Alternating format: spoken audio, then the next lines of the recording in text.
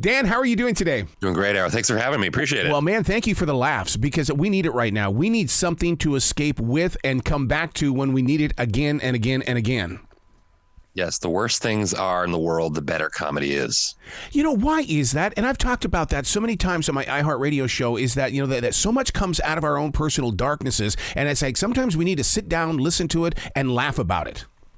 That's right. They say, you know, comedians are kind of like the philosophers of the new era. You know, we're truth tellers and we can talk about the issues, make light of them. And it's such an escape, you know, live performance, all time high, not exclusive to comedy. Again, concerts, sporting events, Broadway, everything is booming right now. It's a nice time to do it. Do you see yourself as being an antenna toward culture or, you know, because you're broadcasting what we're living and feeling and going through in this everyday world. And then up there on that stage, it's like, oh, my God, I can so relate with this guy. I mean, he's living my life.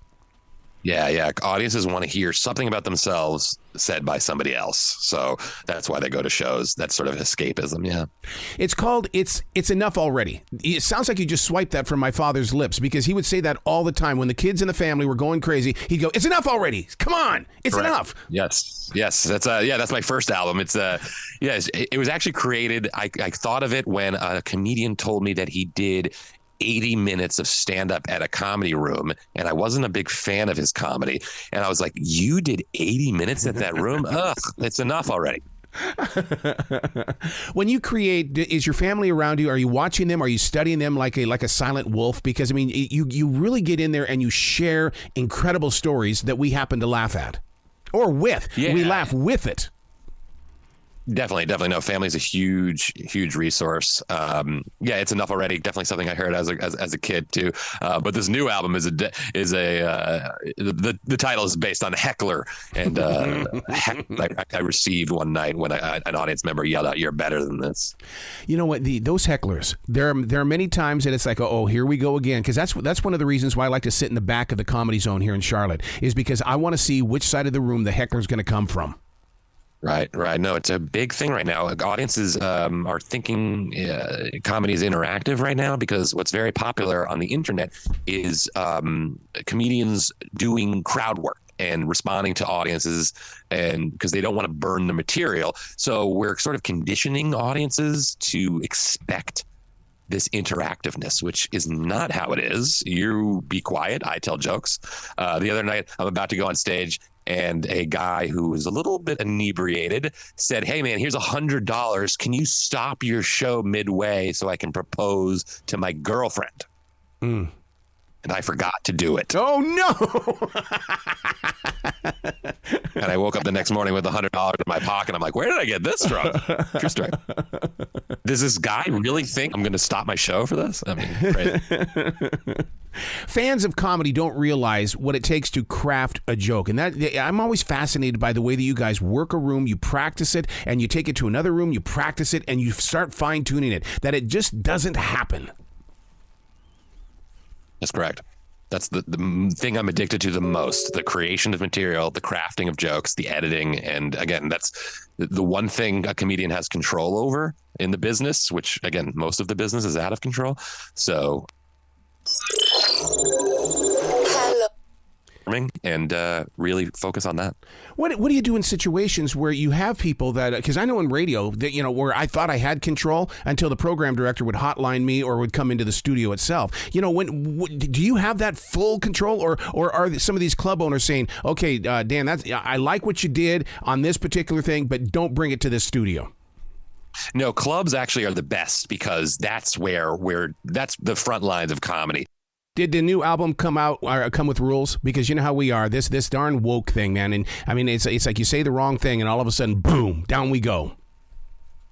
Yeah, you know, comedy album, and again, when I say album, everybody makes fun of me because, you know, specials are really what people do. Yeah. Comedy specials. But I'm old school. I kind of like an album, you know, an LP and a record. I grew up on comedy albums, so that's what I wanted to make. I am not too nervous about, you know, the whole sort of woke culture and censoring. that again, a lot of people talk about that now, but we have to remember that Lenny Bruce was declared an enemy of the state when he was a performer, and he was arrested for his comedy. Nobody is arrested for their material in this day and age. Nobody's declared an enemy of the state. So as much as we are sort of focused on, you can't say this, it's crazy culture, think about those days and when your jokes could lead you to jail. Again, no one's going to jail right now for comedy. That's not happening. So I don't hold too much stock in it as a lot of other people do. Do you hold that fear that when you talk with radio jocks around the country, you go into the studios or you're doing like what we're doing right now on Zoom, that it's like, okay, tell me a joke, and all of a sudden the joke is the one reason why somebody went to the comedy club, and then all of a sudden they're not laughing there because they heard the joke on the radio? Because I don't want to talk about your jokes, because I'm trying to protect you as the artist. Right. Great. Yeah, I try not to slip into material. If anything on radio, I try to tell stories of things that are maybe happened on stage or happen with shows. Because I think a lot of people want to be like, oh, wow, that could happen at a show. I want to see how this guy handles it. So yeah. I think, so far, I've been doing a ton of radio spots today and rarely have dipped into my act, which I'm thankful for. Let's keep that for the live show. Absolutely. Speaking of that live show, a lot of comedians chose to either do a podcast or not to do one. I used to be in those green rooms when I was sitting down with them in the early days, and they were going, no, myself needs to be on that stage, not coming through a speaker. Have you ever thought about that? Yeah, I'm old fashioned. I really just like the traditional stand-up comedian does the show, gets the money. That's it. My excuse, everybody goes, oh, you don't have a podcast? How come? And I go, well, I hate money. Yeah. Damn. I also, again, there's so many podcasts out there that I wanted sort of an original idea. And I had a couple of ideas where, it would be hard to do, but I thought it was pretty original. I just needed somebody to help me with it, where I surprise comedians or semi-professional comedians at their day jobs. And it's called You're Not a Comedian. I don't know why that never took off, but I thought it was a great idea. I surprised some comic at the DMV, and I was like, "Aha! I knew it. I knew you weren't a full-time comic. What do you do here? What's your day job like?" I think that would really hit. It's a lifestyle, isn't it? The comedy. Yeah, no doubt. It's the subculture of stand-up. It's amazing how many people are pursuing it right now and how many people are involved in it. No better time to do stand-up than right now. Yeah, but inside your creative heart, though, you've got to be able to look at somebody, and when somebody who's trying to do it, like maybe they're opening up or they're at a comedy school like we have here in Charlotte, do you look at them and just go, dude, you need a little bit more guts and glory in there, but you're kind of skipping the beat right now? I try to tell people that you need to have patience. Ooh. That's number one, because, a great comedian out of Boston, Tony V, said it's a marathon. It's not a race. So the longevity of comedy, how long you've been doing it, means a lot. But if you are being creative and continually trying to pursue new material, talk about your vulnerabilities on stage, the comedian that just tells the same jokes over and over again without changing their style or their material, that's really tough. This is about creation of new material. This is what audiences want to see. They want to come back to see you. And if they're seeing the same jokes, they're not going to come back to see you. And no better rush than creating new jokes right now. So trying to let younger comics know, like, hey, that's what this is about. It's not about sort of just like the ego trip of becoming a comedian. Trying to remember that the creative part of it is what really is exciting the most. Do you ever get the opportunity to walk into the club when there's nobody in there and just listen to the walls? Because so many comedians have been on that stage, and it's almost like everybody leaves something behind, and you're there to pick it up. I'm so nostalgic about comedy. I mean, the fact that again, 20 years in this, and I still can't believe that it's happening. Something that I wanted to do when I was 8, 9 years old, 7 years old. I can't believe that I was able to follow my dream. Again, not a lot of people can say that.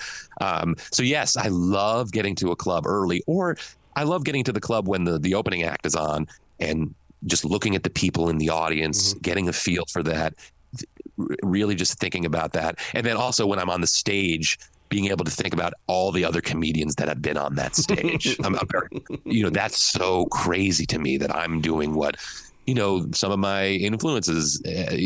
I'm very lucky. I'm able to perform in Boston at the Wilbur Theater, and just being on that stage, walking out there. Every time I always think about how many acts have been there and have had that experience of looking out into the rafters of the audience and just sucking it all in. Because again, a lot of people don't really reflect on it. So I'm very lucky that, again, I'll look at a comedy check and look at it and think, why are they even giving this to me? This is bananas. Yeah, I would have done it for free. Just ask me next time. All right, I'll do it for free. Yeah, you don't want to let clubs know that though. What scares you more, that small stage with that brick wall behind you or the big theater stage? I say neither of them scare me. Both have their own elements of excitement. A room that holds 50, 60 people. And so my album that You're Better Than This new album is, a crowd about 75, 80 people. And I love that intimacy. It captures something different than a theater holds. But again, when you're on a theater and you hear, 1,200, 1,300 people laughing at your jokes, I mean, that's a whole different experience as well. So none of them really scare me, but do provide some incredible moments in their own in both those different scenarios. Wow. Well, congratulations on the brand new album. You got to come back to this show anytime in the future. And if you get down here to Charlotte, man, we got to get together for some lunch. That's so nice of you, Eric. Yeah, I appreciate it. Yeah, I'd love to get down there. Definitely. Excellent. Well, you be brilliant today, okay, sir? Fantastic. Thanks so much for having me.